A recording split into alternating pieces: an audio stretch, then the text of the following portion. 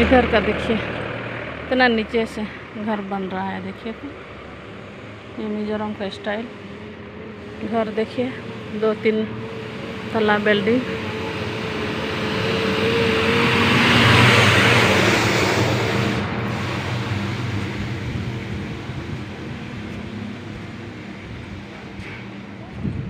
इसी तरह इधर का भी, इधर भी देखिए, और इधर भी इतना गिर गया है मिट्टी सब। देखिए तो कहीं भी जाइएगा ना वहीं पे गिरा हुआ मिट्टी मिलेगा। इसी तरह रोड ब्लॉक,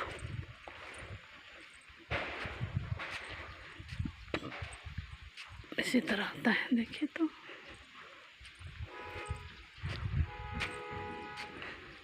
देखिए अजीब है।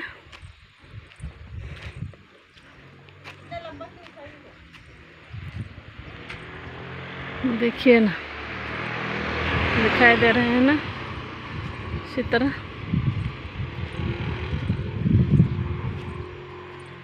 ठीक है ना, दिखा दिए हैं हम। देखिए इधर भी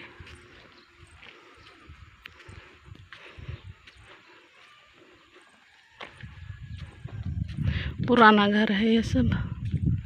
इसी तरह पुराना घर था नीचे से।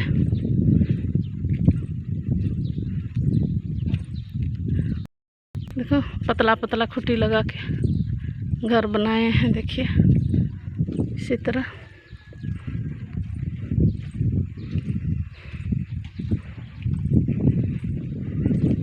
है ना।